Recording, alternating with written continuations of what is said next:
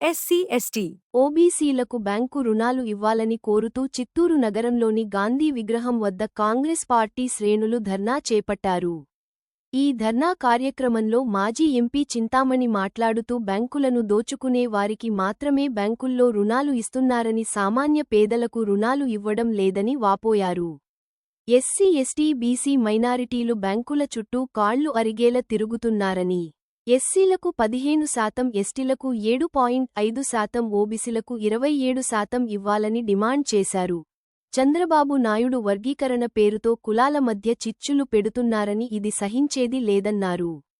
అభివృద్ధిని విస్మరించి ఇలాంటి కార్యక్రమాలకు పాల్పడడం బాధాకరమైన వాపోయారు. చిత్తూరు జిల్లాను విధాలుగా అభివృద్ధి చేయాలని ఆయన డిమాండ్ చేశారు. 7.5%. మరి ఓబీసీలకు సోనియా గాంధీ కృషితో 27% రిజర్వేషన్లు ఇవ్వడం జరిగింది. కానీ అనుకున్నంత అభివృద్ధి రావటం లేదు. ఎస్సీల పరిస్థితి చిత్తూరు జిల్లాలో చాలా అధ్వానంగా ఉంది. ఓబీసీల పరిస్థితి చిత్తూరు జిల్లాలో చాలా చాలా చాలా అధ్వానంగా ఉంది. ఎస్సీల ఆర్థిక పరిస్థితిలో చాలా దినానికి ఒక్క పూట కూడా భోజనం చేయలేకపోతున్నారు. మరి ఓబీసీల పరిస్థితి కూడా దినంలో 2 పూటలు భోజనం చేయలేకపోతున్నారు. ఈ పరిస్థితుల్లో భారతదేశం ఉంది.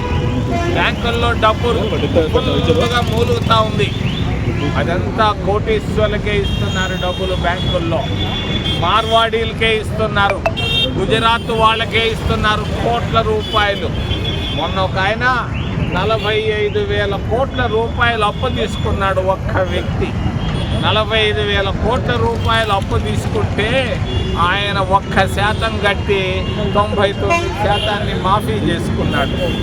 మరి 40,000 కోట్ల రూపాయలు మాఫీ అయింది ఆయన. మరి ఆయనకు మళ్ళా ఒక 10,000 కోట్ల రూపాయలు ఇవ్వాలని భారతీయ జనతా పార్టీ, మోడీ సంకల్పిస్తూ ఉన్నారు. ఇది దేశంలో ఉన్నటువంటి బ్యాంకుల పరిస్థితి.